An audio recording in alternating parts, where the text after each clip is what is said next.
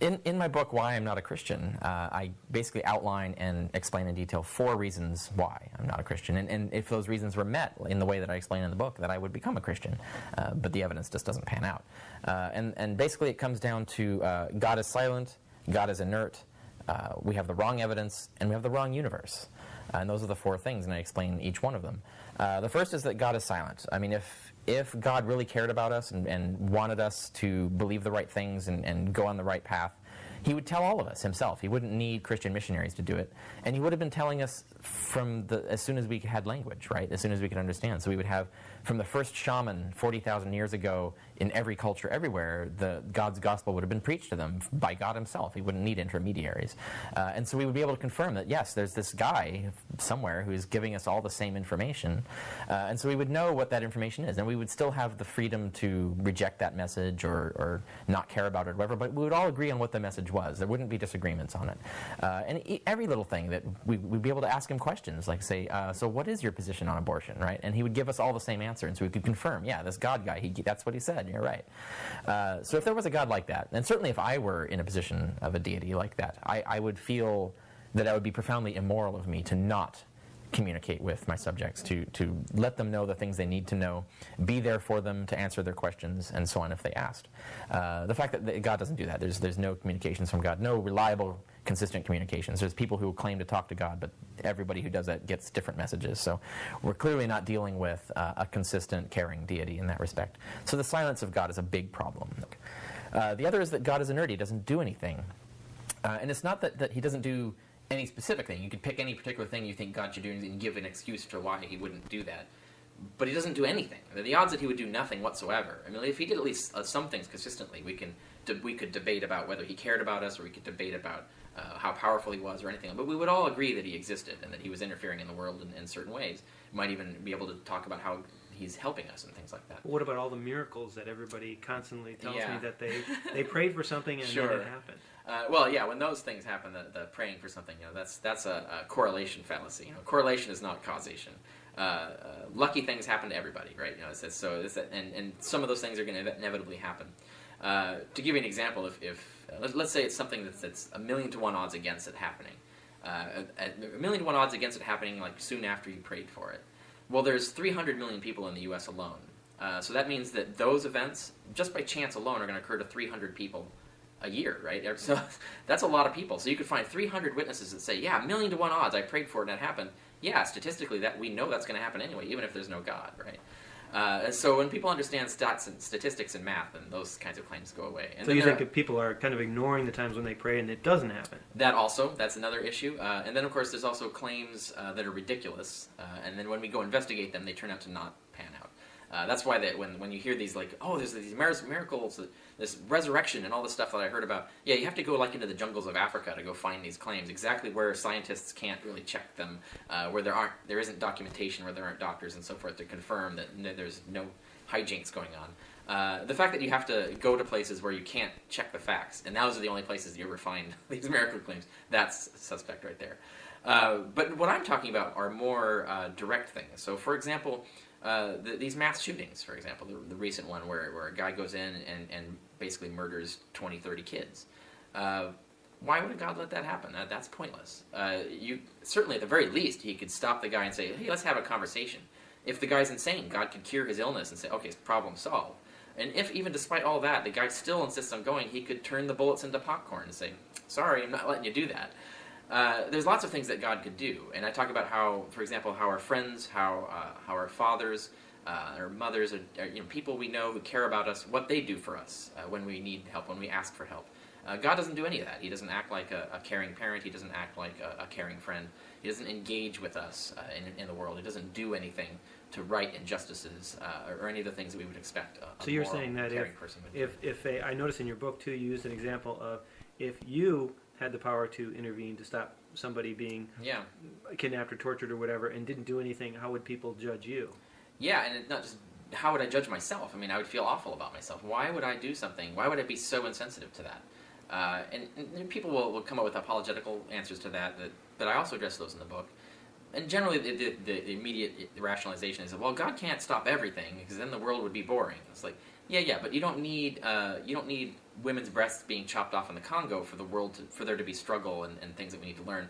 We don't need these horrific things happening. We don't need to have mass shooters murdering dozens of kids. We don't need those things. It's not like if we got rid of those things, the world would be boring.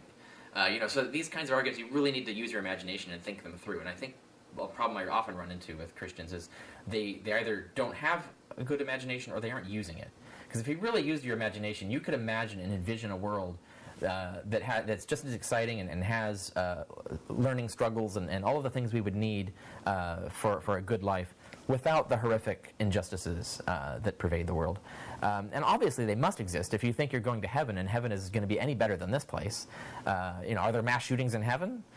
So is heaven going to be boring? Is that going to be an awful place to live? So you got to really reason this through. If heaven's going to be a great place to live, then there's a better world we could make of this world. And many other points I make in the book. So that the God is inert and God is silent, those are big problems. The Christian thesis that God cares about us doesn't hold up in the face of that evidence. And the other is the wrong evidence. We just don't have the kind of evidence we would need to confirm this. The kind of evidence we have is the same kind of evidence we have for all other religions and all other myths and so on. If there was a real God, he would give us much better evidence than that, and it would be the Christian God especially could give us really good evidence where it was clear. And then the thing that people find surprising, I guess, is the fourth reason, which is it's the wrong universe. This isn't the universe that a Christian God would make. It's exactly the universe we would have if there was no God, which is... People say, what? How is that possible?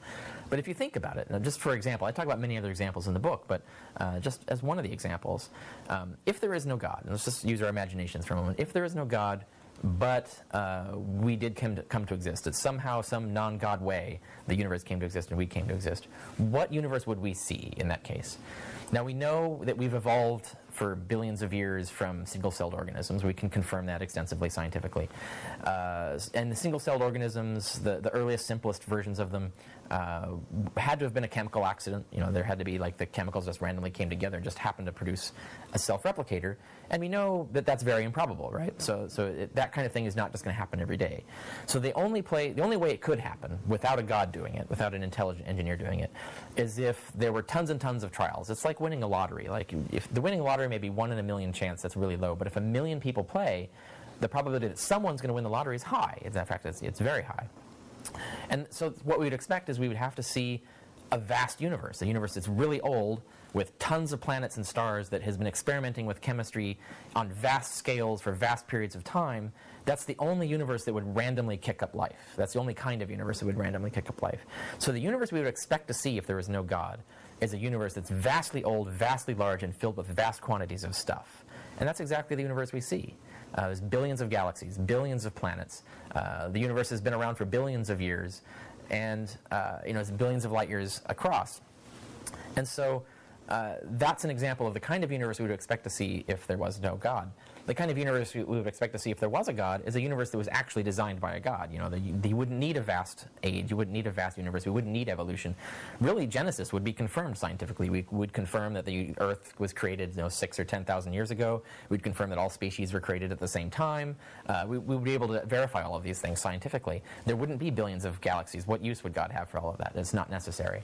There are lots of things that he could do, that he could have the universe governed morally, for example, that there could be a moral law like karma or something, so that if someone, for example, one example I give is the more evil that you are in your behavior and stuff, the more sickly and vulnerable you become. Whereas if you're the more righteous and the more kind and compassionate and honest you are, the more invulnerable you are to injury and illness. Now, if we had a law like that, a law of physics like that, that would really prove moral governance of the universe. And that would be something that couldn't exist unless there was some sort of deity imbuing the universe with this understanding of this moral law that made this happen.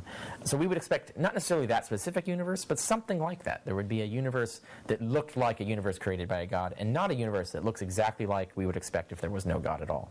Well, scientists say that something can't come from nothing, and therefore the start of the universe had to have been started by God. Right. So something can't come from nothing is the claim there. Yeah, we don't actually know that. I mean, it's funny. If you're going to say that something can't come from nothing, you're basically describing a law of physics, which is something.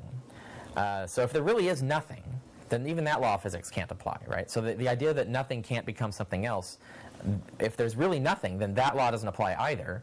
So anything can happen. I mean, if there's really nothing, if everything began with nothing, then all bets are off. We have no idea what could occur, what could pop out of that nothing, because there's no laws of physics that exist that govern what's going to happen.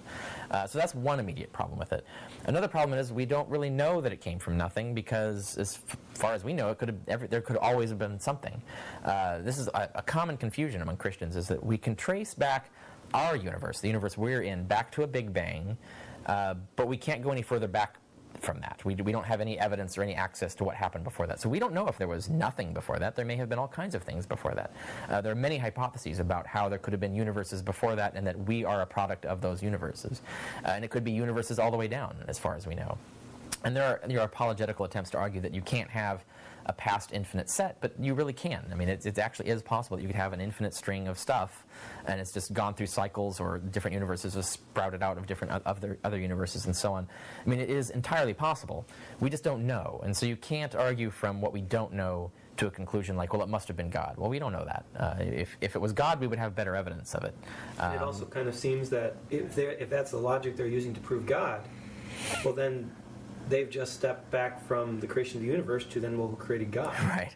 Yeah. And then, of course, they'll say that, well, God always existed. Well, that's what I'm talking about, the universe. If God can always exist, the universe can always exist.